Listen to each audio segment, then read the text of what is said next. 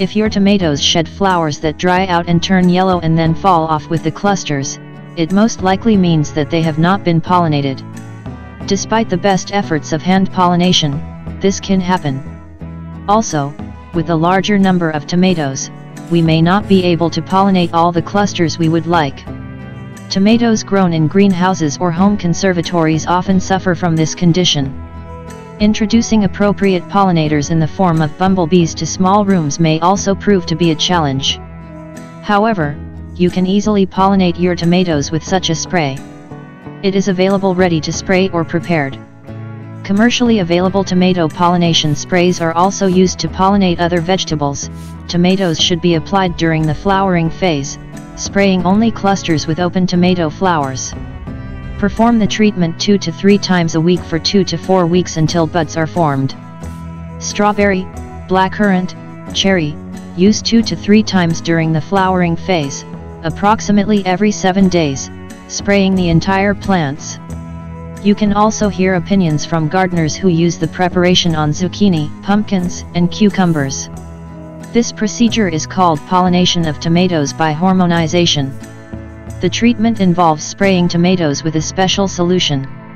It can be made of natural or synthetic inhibitors responsible for growth regulation. Spraying is carried out on average every 3 to 5 days, when new flowers appear. This spray contains boron in the form of boroethanolamine 2.0%, molybdenum 0.1%. Molybdenum is an important microelement responsible for the nitrogen management of plants. Its content in crops affects the amount of protein in the grain, as well as pollen production and resistance to weather conditions and diseases. Therefore, it is an important element in agriculture, the deficiency of which may adversely affect the development and growth of plants. Molybdenum is the rarest of all elements in soil, and in an available form it can only be found in alkaline soil. Plants contain only 0.5 to 2 mg per kilogram because they use it in very small amounts compared to other nutrients. It plays a very important role because it is involved in the production of pollen, and is also responsible for its viability and proper plant reproduction. It is a component of enzymes that are responsible for nitrogen metabolism, transforming it into a form available to plants. Molybdenum is an important element in agriculture that increases the resistance of plants to various diseases, as well as to extreme temperatures, both cold and drought.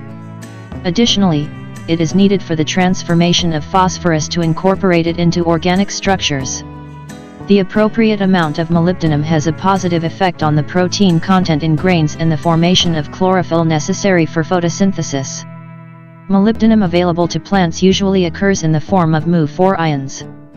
However, they are taken up by the roots only from soil with a high pH.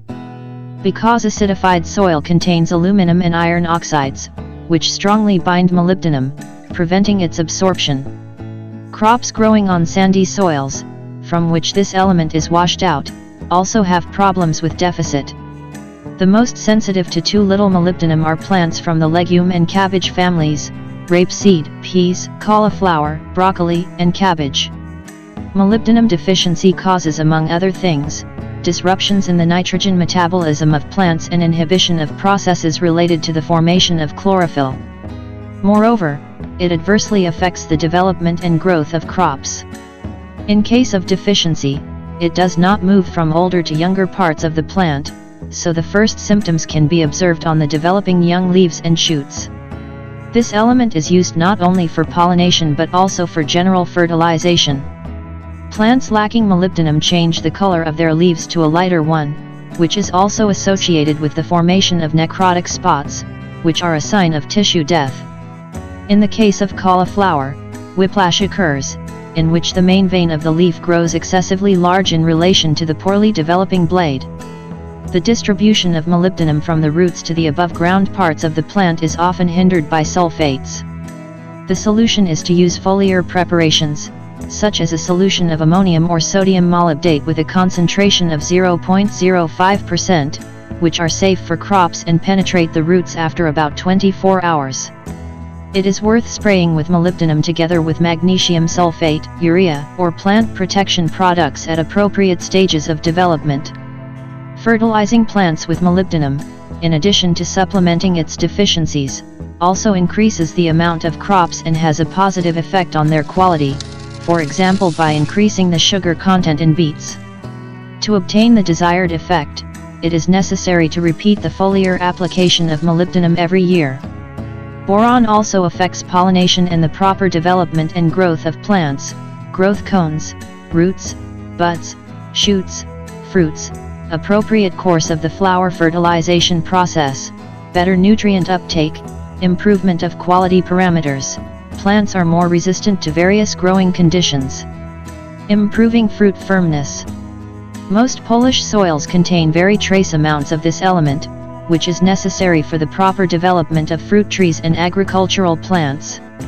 The boron content in the soil in the country ranges from 4 to 100 mg per 1 kg of land, which is very little.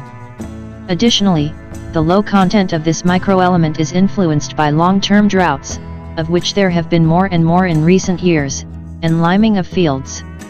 Light soils do not contain much boron, which is found in greater amounts in heavy soils. In Poland, sandy soil prevails, in which this microelement cannot be maintained. That is why it is so important to additionally fertilize plants with boron using the foliar method to provide them with appropriate development conditions. Boron, which is combined with various organic compounds, is responsible for the construction of plant cell walls by appropriately stimulating the development of cellulose chains. Boron deficiency mainly affects the inhibition or distortion of the growth properties of plants. Without it, the growth cones of shoots and roots die. As a result, the structure of the walls of individual species becomes defective and uneven, and the leaves take on a very unsightly appearance, being torn and brittle. There may also be problems with flowering and proper fruiting. The fruit of an orchard tree without a sufficient amount of boron falls off quickly and becomes cracked. Boron deficiency in the cultivation of agricultural plants results not only in aesthetic deficiencies, but also in real changes in the structure of leaves, stems and shoots, which may significantly reduce yields.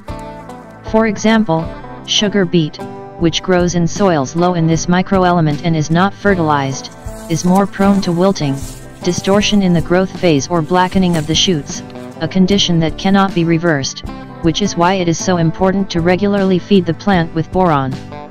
In fruit plants, boron deficiency causes dying flowers, rusting and cracking of fruit skin, and disturbances in the structure of the flesh. Fruits that develop in conditions without the appropriate level of this element are less resistant to storage and have a much worse taste due to the low content of sugars and organic acids. Due to boron deficiency, the leaves of orchard trees are narrower and more brittle, but the shoots have stunted growth and the shoulder is prone to cracking and peeling. Vegetables that have the greatest demand for boron include beetroot, broccoli, cabbage, and celery.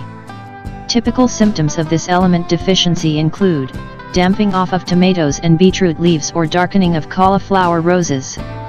Vegetables without appropriate doses of boron grow small, have a glassy, imperfect structure and spots on the skin.